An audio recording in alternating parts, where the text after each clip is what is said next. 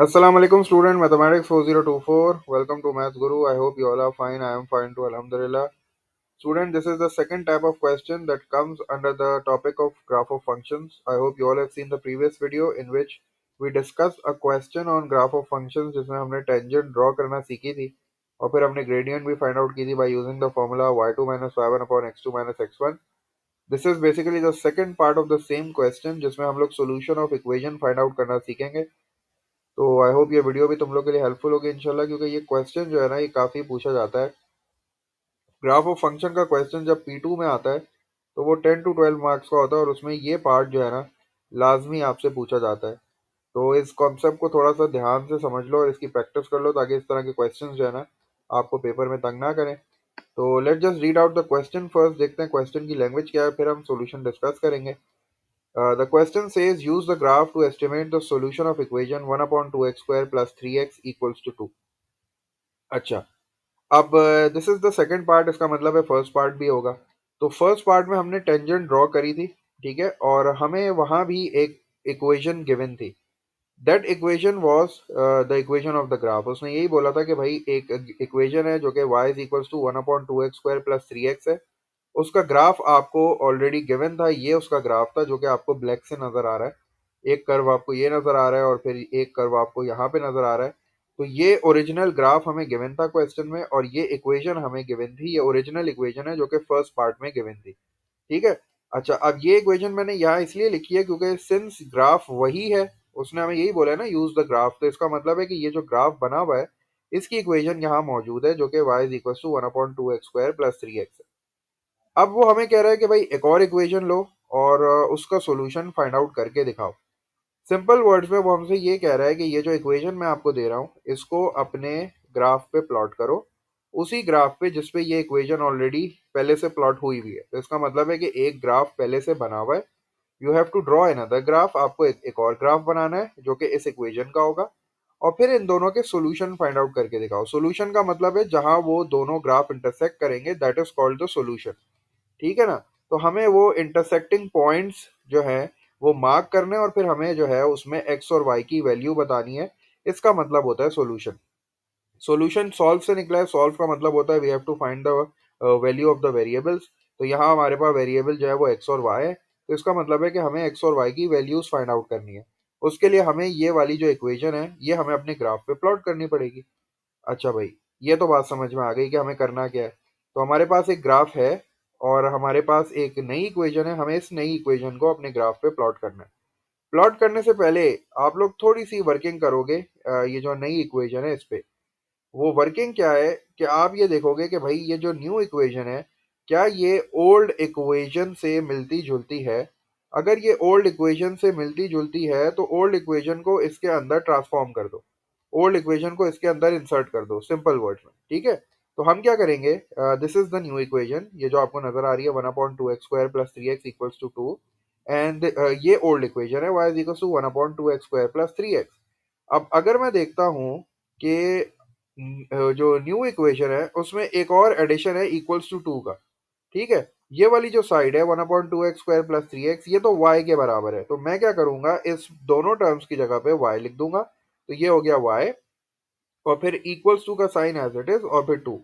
तो ये जो मैंने यहाँ लिखी है this is the new equation. अब मैं इस इक्वेशन को प्लॉट नहीं करूंगा, मैंने इस इक्वेशन को ट्रांसफॉर्म कर लिया टू अ न्यू इक्वेशन जो कि मैं अपने ग्राफ पे प्लॉट करने जा रहा हूँ, ठीक है.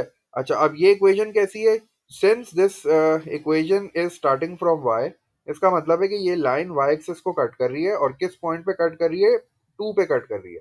यहाँ x की कोई वैल्यू नहीं है, इसका मतलब है कि ये सिर्फ y एक्सिस को कट कर रही है. तो इसका मतलब है ऐसी लाइन जो सिर्फ y एक्सिस को कट करे वो हॉरिजॉन्टल लाइन होती है. तो हॉरिजॉन्टल लाइन आपको अपने कर्व पे ड्रॉ करनी है, अपने ग्राफ पे जो है वो ड्रॉ करनी है हॉरिजॉन्टल लाइन जो कि 2 से पास होगी. तो मैं जल्दी से अपने ग्राफ पे आया और मैंने एक हॉरिजॉन्टल लाइन जो है वो ड्रॉ कर दी जो कि पॉइंट 2 से जो y की 2 वैल्यू से गुजर रही थी. अब जब ये लाइन मैंने ड्रॉ करी तो मैंने देखा कि भाई ये तो मेरे कर्व को जो कि पहले से गिवन था, जो ओरिजिनल कर्व था उसको सिर्फ एक पॉइंट पे कट कर रहा है, ठीक है. ये वाला जो कर्व है वो तो यहाँ से ऊपर की तरफ चला गया, ये लाइन तो इसको कट नहीं कर रही ब्लू वाली, लेकिन ये वाला जो नीचे की तरफ आ रहा है वो इसको इस पॉइंट पे कट कर रहा है. तो यहाँ जो है मैं x की वैल्यू रीड आउट कर लूंगा। चूंकि मैं स्केल देख चुका था प्रीवियस क्वेश्चन में, मुझे पता है कि यहाँ वन स्मॉल बॉक्स जो है वो 0.1 के बराबर है, तो 0.1, 0.2, 0.3 और 0.4, चूंकि ये नेगेटिव है तो इसका मतलब है कि मेरे x की वैल्यू जो है वो -0.4 आ गई। y की वैल्यू तो है, अब मुझे पता है 2 है, तो इसका मतलब है मैंने अपना सॉल्यूशन फाइंड आउट कर लिया इस इक्वेशन का। बड़ी आसानी से कर लिया क्योंकि मैंने इसको ट्रांसफॉर्म कर लिया। इसको प्लॉट करना मेरे लिए मुश्किल हो जाता, तो मैंने जो है वो अपनी ओरिजिनल इक्वेशन की हेल्प से इसको ट्रांसफॉर्म कर लिया। मैंने देखा कि ओरिजिनल इक्वेशन में y की वैल्यू 1/2x² प्लस 3x के बराबर है, तो यहाँ जहाँ जहाँ 1/2x² प्लस 3x था मैंने y रख दिया, तो y इज इक्वल्स टू 2 मेरे पास न्यू इक्वेशन आ गई। इसको प्लॉट करना बड़ा आसान था क्योंकि एक हॉरिजॉन्टल इक्वेशन है, हॉरिजॉन्टल लाइन की इक्वेशन है। तो हॉरिजॉन्टल लाइन की इक्वेशन जो 2 से पास हो रही है वो मेरे ग्राफ को सिर्फ एक पॉइंट पे कट कर रही है जहां मैंने x की वैल्यू रीड आउट कर ली। तो x की वैल्यू मेरे पास आ रही थी -0.4। यही आपको अपना आंसर देना था, 1 मार्क आपको मिल गया। थर्ड पार्ट में भी बिल्कुल यही काम करना है, थर्ड पार्ट भी बिल्कुल इससे मिलता जुलता है। तो थर्ड पार्ट में हमसे कह रहा है by drawing a suitable line on the grid estimate the solution of equations 1/2x² is equals to 7 - 4x। अब उसने यहाँ हमें एक नई इक्वेशन दे दी और कह रहा है कि भाई इस इक्वेशन को अपने ग्रिड पे प्लॉट करो और फिर मुझे सॉल्यूशंस बताओ, मतलब इंटरसेक्टिंग पॉइंट्स बताओ। ठीक है, सिंपल वर्ड्स में ये कह रहा है। तो आपको पता है हम ये तो ट्रांसफॉर्म हम इसको तो प्लॉट नहीं करेंगे, हम इसको ट्रांसफॉर्म करेंगे by using the original equation. अब ओरिजिनल इक्वेशन मेरे पास ये लिखी हुई है y upon y is equal to 1/2x² plus 3x। अब यहाँ मेरे पास 1/2x² तो गिवन है, ठीक है, लेकिन ये प्लस 3x गिवन नहीं था, तो मैंने क्या किया, plus 3x right hand side पे भी ऐड करा दिया और plus 3x left hand side पे भी ऐड करा दिया। उससे फायदा ये हुआ कि मेरे पास इस साइड पे वही वाली इक्वेशन बन गई जो कि ओरिजिनल इक्वेशन है। y is equal to 1/2x² plus 3x, ये ओरिजिनल इक्वेशन थी। तो जब मैंने 3x ऐड कराया तो मेरे पास देखो वही वाली इक्वेशन यहाँ बन गई। तो मैं इस पूरे की जगह पे y रख दूंगा, इस पूरे की जगह पे मैंने y रख दिया, इक्वल्स टू का साइन एज इट इज आ गया, 7 एज इट इज आया, -4x प्लस 3x जो है वो -x हो गया। तो मेरे पास जो नई इक्वेशन आ गई वो आ गई y is equals to 7 - x, जो कि एक स्लांट लाइन की इक्वेशन है क्योंकि इसमें x भी नजर आ रहा है और इसमें y भी नजर आ रहा है।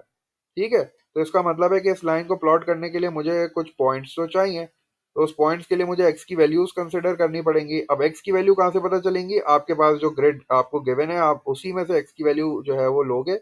अब जैसे आपके पास एक्स की वैल्यूज -1 से 3 के दरमियान है, तो आप कोई वैल्यू इससे बाहर की नहीं लोगे क्योंकि फिर वो प्लॉट करने में मुश्किल हो जाएगी। तो मैं जो है वो -1, 0 और 1 वैल्यूज ले रहा हूँ।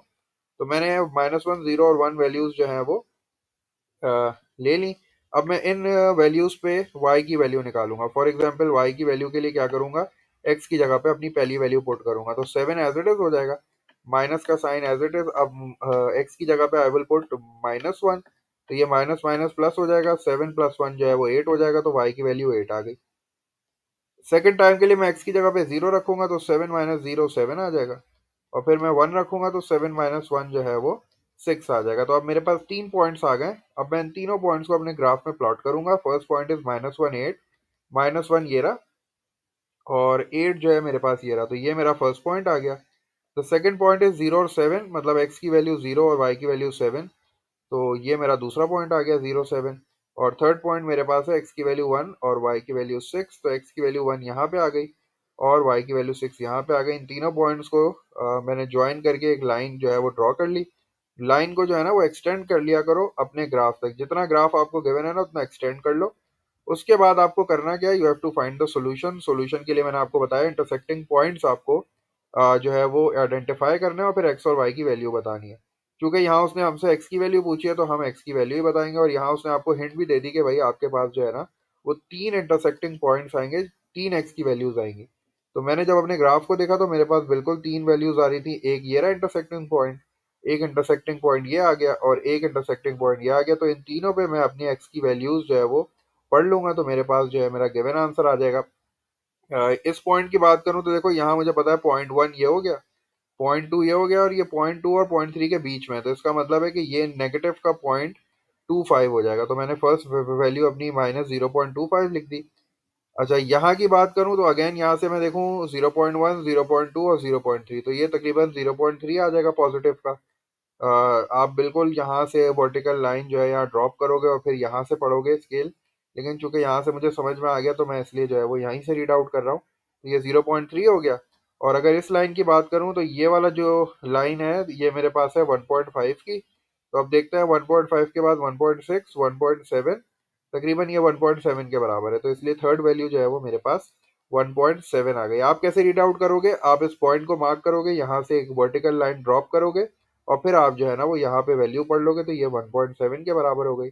उसने आपको क्वेश्चन में हिंट दे दी थी कि एक्स की तीन वैल्यूज है, तो इसका मतलब है कि मेरे एक्स के तीन आंसर्स आएंगे। वाई की वैल्यूज जो है वो उसने नहीं पूछी, तो हम वहाँ नहीं बताएंगे, अगर पूछता तो हम वो भी बता देते। तो ये सेकंड टाइप का क्वेश्चन था जिसमें हमें solution of equation find out करनी होती है। इसके लिए आपको सिंपल सा एक काम करना है, जो कि आपको जो नई इक्वेशन आपको गिवन है